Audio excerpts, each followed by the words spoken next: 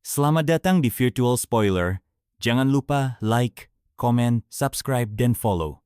Chapter 713. Hadiah. Telapak tangan Dewa Darah ternyata sangat kuat. Cahaya darah menembus pedang dan menghancurkan pertahanan Mo Xiaochuan, lalu menghantam dadanya. Tubuh Mo Xiaochuan bergetar hebat dan darah muncrat dari mulutnya.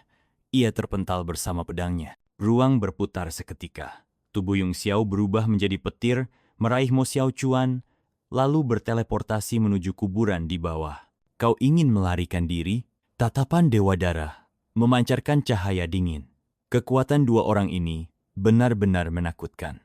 Mereka bahkan bisa menghancurkan budak darahnya dengan serangan gabungan. Sekalipun bukan karena darah iblis, ia tidak mungkin membiarkan mereka lolos. Tubuhnya berubah menjadi cahaya berdarah dan langsung mengejar. Boom!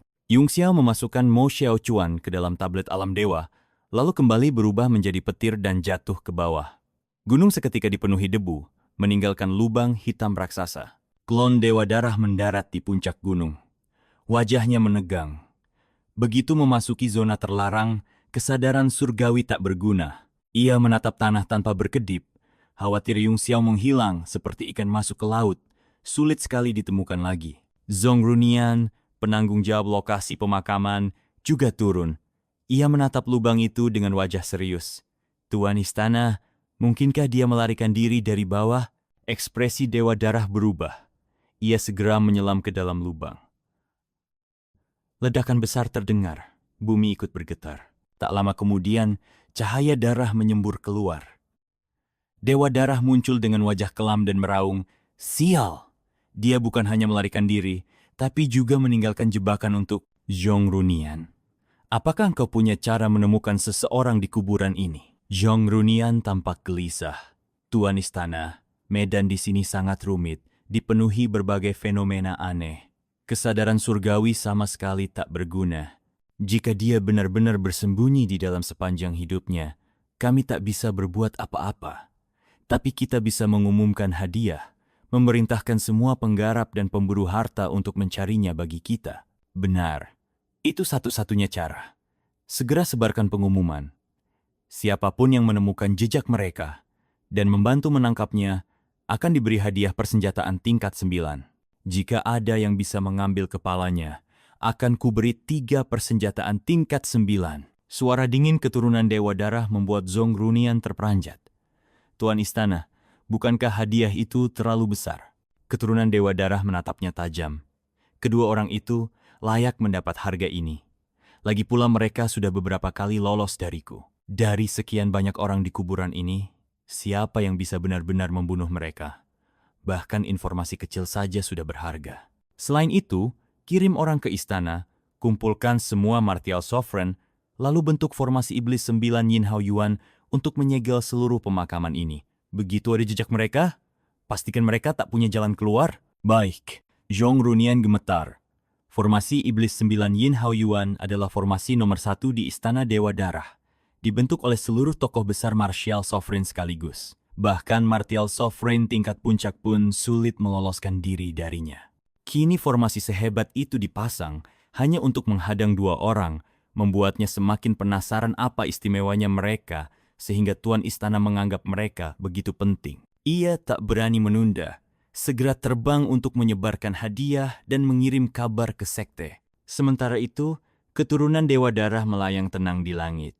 Ia perlahan menutup mata, berkultivasi sambil menebarkan kesadarannya, menutupi seluruh kuburan agar Yung Xiao tidak bisa lolos begitu saja.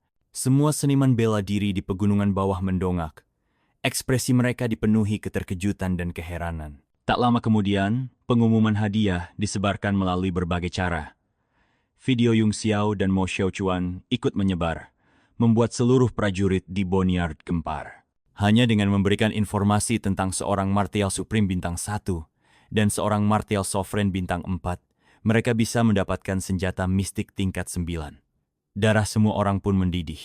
Apalagi beredar kabar bahwa Martial Sovereign itu telah terluka oleh Dewa Darah dan kekuatannya merosot drastis. Hei, apa berita ini bisa dipercaya?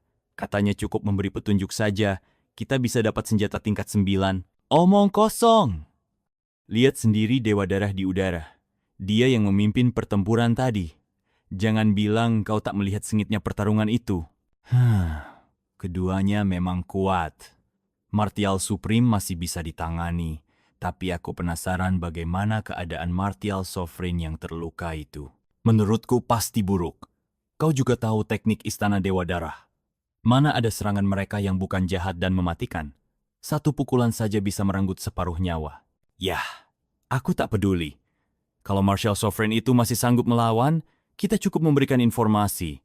Kalau tidak, kita bisa coba ambil kepalanya untuk 3 senjata tingkat 9. Usai berbincang, kedua prajurit itu bergegas menuju lokasi jatuhnya Yung Xiao. Situasi ini menyebar cepat. Banyak seniman bela diri bergolak, sebagian besar adalah tokoh luar biasa dengan kekuatan minimal martial honor. Mereka yang berada di bawah level itu tak berani ikut campur. Tak lama, pasukan ahli dari Istana Dewa Darah berdatangan untuk menata seluruh Boneyard.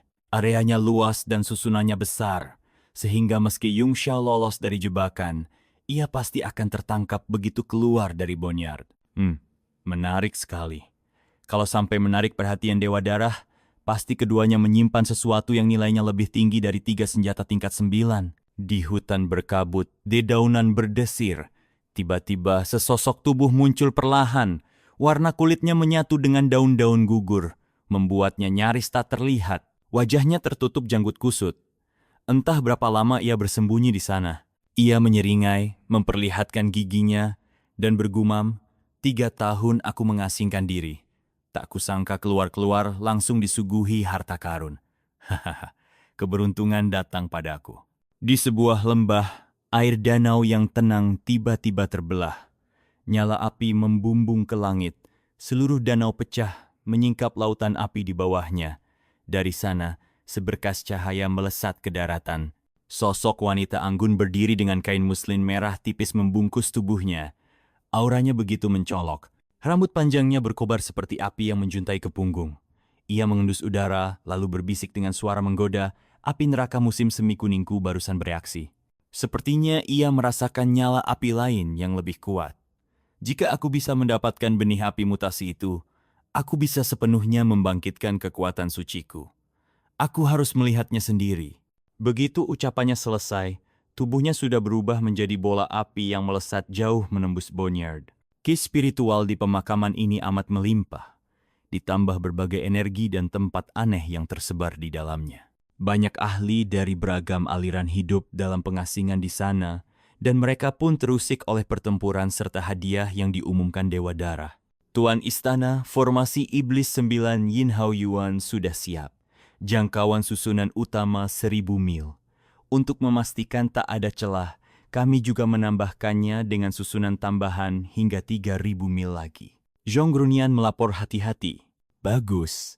Senjata tingkat 9 sudah cukup untuk menarik siapapun turun tangan. Ada beberapa monster tua yang bahkan aku sendiri segan hadapi. Kalau bisa menarik mereka keluar, itu lebih baik. Keturunan Dewa Darah membuka matanya dan berkata dengan nada kejam, keduanya harus jatuh ke tanganku. Itu bukan sekadar kebencian. Lebih dari itu, ada iblis darah yang telah mereka gunakan seluruh kekuatan Istana Dewa Darah untuk memurnikannya. Nilainya tak terhitung. Jangan khawatir, Tuan Istana, kata Zhong Grunian.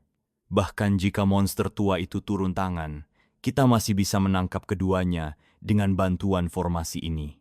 Hanya saja, saya khawatir tentang Ying Luo. Raut cemas muncul di wajahnya. Maksudmu jalur inti? Keturunan Dewa Darah menyipitkan mata. Keringat dingin menetes di dahi Zhong Grunian. Ia buru-buru mengangguk. Benar, sejauh yang saya tahu, meskipun jalur inti dijaga oleh orang-orang kota Bulan Merah, tampaknya ada para suci yang bercampur di dalamnya.